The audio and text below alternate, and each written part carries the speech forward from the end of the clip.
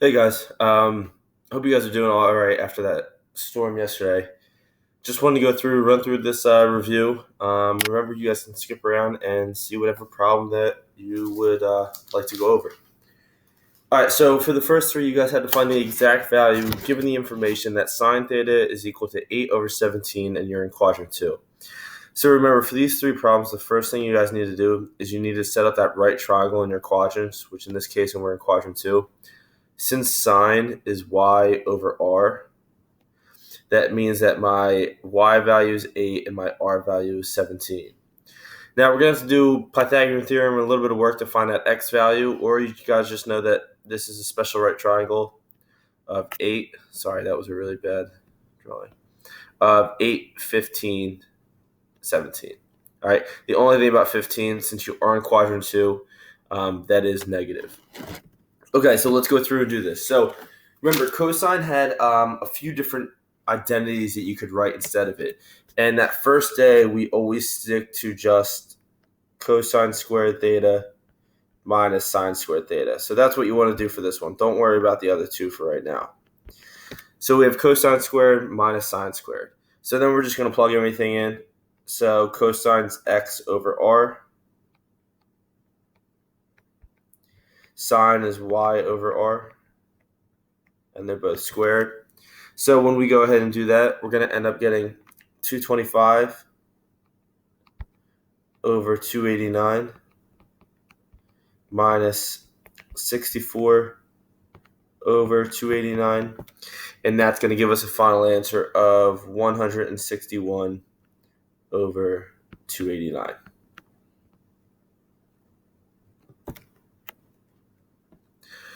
All right, when you get to a problem like number 2, I know it says cosecant there, and we don't have an identity for cosecant. But remember, you guys are going to treat this as sine, and then you're just going to have to flip it at the very end. All right, so as we treat this as sine, we know the identity for sine is 2 sine theta times cosine theta. All right, so if we go to plug in, sine is, again, y over r. Cosine is x over r. So now all we're doing is we're multiplying these three together. We have 8 over 17 times negative 15 over 17 times 2. That's going to end up giving us a negative 240 over 289. But then remember, you have to flip, right? So when we flip this, it ends up giving us 289. And we'll keep that negative out in front. Over 240.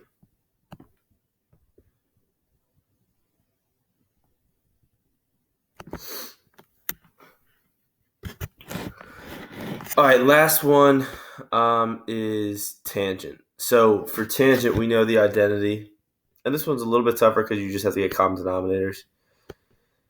But we have 2 times tangent theta. That's all over 1 minus tangent squared.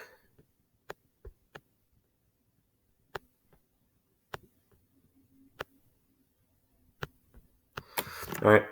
Remember that tangent is y over x. So that means we have 2 times 8 over negative 15.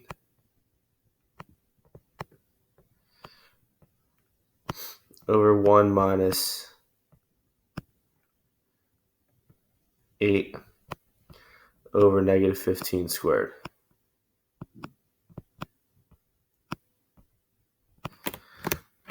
All right. So when you guys go through and you look to simplify the top ends up just giving you negative 16 over 15.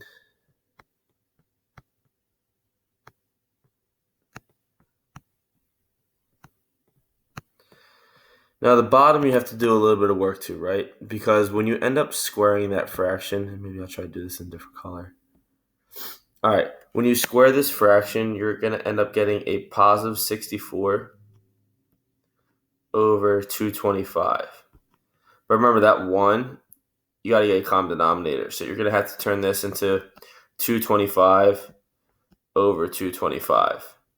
And you're going to have to subtract them. So when you end up doing that, that's going to give you the value of 161 over 225. Right. All right, then at this point, we know anytime we have a complex fraction or we're dividing a fraction by a fraction, we just look to flip it and multiply.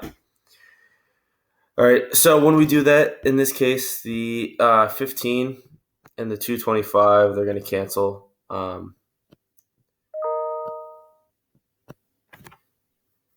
Goes into 220. 15 goes into 225 15 times. So then we're just going to multiply 16 and 15, and that's going to end up giving us a final answer of negative 240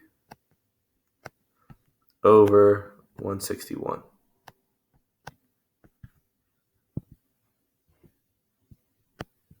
All right, and that would be our final answer.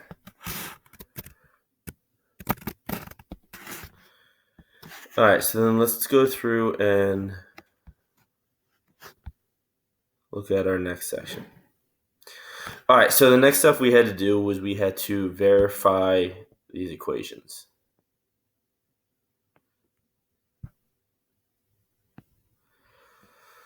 All right, so the first one we had to verify is we had sine of 2x over 1 plus cosine of 2x is equal to tangent of x.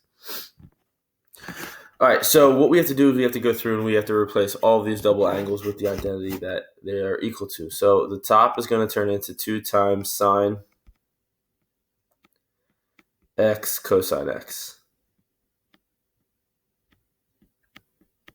All right, now on the bottom here, we have to be careful of cosine. So remember, cosine has 3 different forms that you can rewrite it in.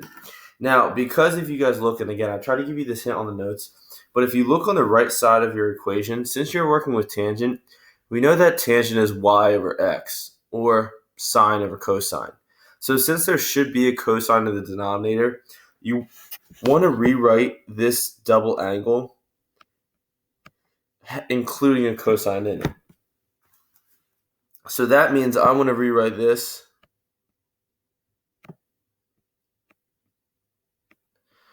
as 2 cosine squared x minus 1.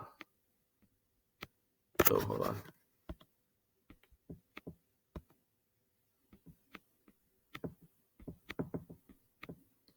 All right, and by doing that, that at least lets me know that I'm going to have most likely a cosine on the bottom. Now, we do have some things that will cancel out. Because there's just a plus sign in front of that parenthesis, the parenthesis kind of goes away, and we can add these two terms together to get them to cancel.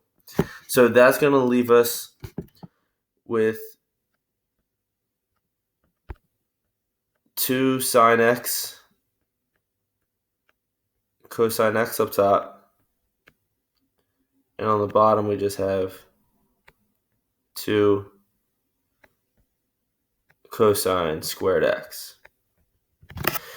Can keep canceling a little bit more. Now, in this case, the 2's are going to cancel out. But then you have a cosine up top, and you have a squared cosine on the bottom, where you have 2 of them. So one cosine is going to cancel out with one cosine. So once we do that, that'll leave us on the top with just a sine of x. And then our denominator is just going to be a cosine x. And once we have sine x over cosine x, we know sine over cosine is really just tangent. So then we end up with tangent of x. And then we verified it. All right, let's look at number 5. So when you guys are looking at number 5, really similar idea to what we talked about. If you look at the double angle identity that you have on the left-hand side, it's just cosine. So when you think about rewriting it, always look on that right-hand side too. So since there's a sine on that right side, I want to rewrite that cosine to have a sine in it. So when I rewrite this, 5 is going to stay. I'm going to have a 1 minus, and that cosine of 2x is now going to turn into a 1 minus 2 sine squared.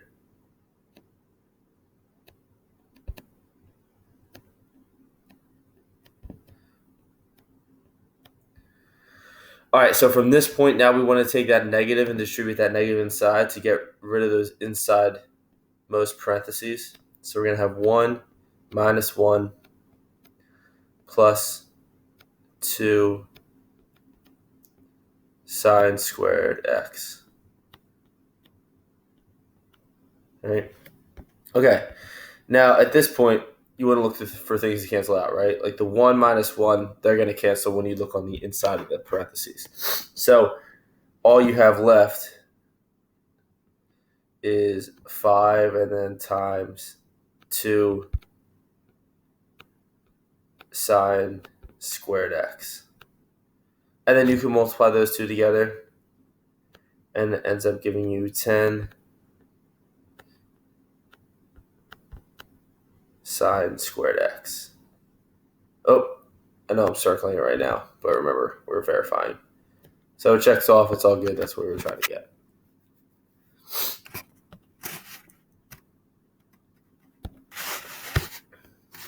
Okay. All right, so the last two that we have is we actually have our equations that we're solving for x. All right, so if we start with number 6, the first thing we want to do is we want to look for any double angle identity and try to rewrite it. So I'm going to see that sine of 2x, and I'm going to rewrite that as 2 sine x cosine x, and then I still have my minus cosine x, and then this is equal to 0 still. All right. Now that I have that, remember, we only really have two groups or two terms going on. There's one, there's another. So what we want to look to do is we want to look to factor out. So in this case, I'm going to take out a greatest common factor of cosine x, and then that'll leave me with 2 sine x, and then when I take a cosine away from cosine, it ends up just giving me a 1. So at this point, I now want to set each of my groups that I have, both what's outside the parentheses and inside, equal to 0 and try to solve. And when I mean solve, like solve for the trig function. So on the outside, I just have cosine x equal to 0, and that one's pretty easy. It's already solved for cosine of x. On the inside, when I have 2 sine x minus 1 and I have to set that equal to 0, I'm going to have to add a 1 and then divide by 2 to get sine by itself. And I end up getting sine x is then equal to a 1/2. So we focus on the cosine x being 0 first. Remember, cosine is x. So what we're thinking about is where is my x value 0? And the x value is 0 at your positive and negative y-axis. So two of the angles that go with those points are pi over 2 and 3 pi over 2.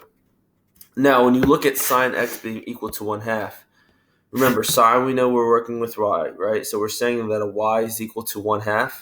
And we're also saying, since that 1/2 is positive and we're working with y, that you have to be in quadrant number 1 and 2, because that's where y is actually going to be a positive value.